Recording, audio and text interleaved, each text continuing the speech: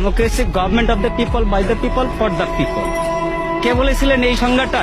আমেরিকার 16তম president Abraham Lincoln, একজন মুচির ছেলে। সেই গণতন্ত্রের কি আছে? আপনি নিশ্চয় বলতে পারেন আমি কম বেশি শিক্ষিত। অবশ্যই কিছু শিক্ষিত। আমার হাতে কি রিক্সা? কেন?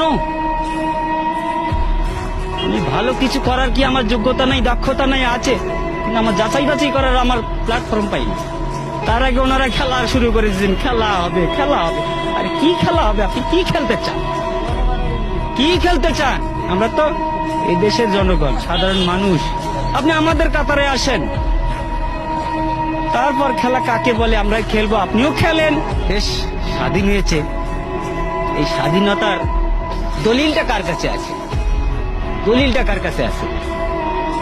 ওই বলেছিলেন না, ভুট্টো সাহেব বলেছিলেন, যাও তোমার দিল্লির পূর্বদের কাছে যাও। সেই দিল্লির পূর্বদের কাছেই আছে, যে কারণে তোমার ওই মাসি পিসি সম্পর্কটা।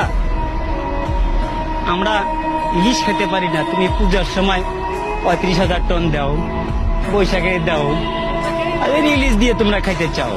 আমার আছে 42 বছর বয়সে, আমি পাইনি আজ পর্যন্ত নিজের হাতে নিজে রোজগার করা টাকা দিয়ে এক পিস ছোট হোক বড় হোক একটা ইলিশ মাছ কিনতে।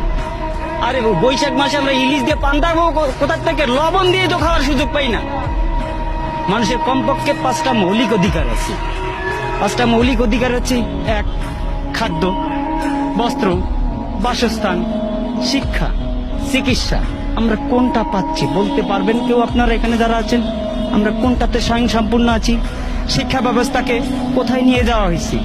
শিক্ষা ব্যবস্থাকে এমন একটা জায়গায় নিয়ে যাওয়া হয়েছে যেখানে ব্যবসা তো আছেই, কিন্তু শিক্ষা ব্যবস্থা, আগামীকাল থেকে পরীক্ষা আছে কিছু কিছু জায়গায়। আমার ছেলের জন্য আমি পরীক্ষার ফিস পাঠাই দিছি এই রিক্সা চালিয়ে। সেখানে দেখলাম যে বাবা তোমার পরীক্ষা কিভাবে হবে? বলতেছে 8-10 জন করে গ্রুপ নিয়ে হবে পরীক্ষা। এটা কোন ধরনের শিক্ষা ব্যবস্থা? 8-10 জন করে নিয়ে গ্রুপ নিয়ে পরীক্ষা হবে?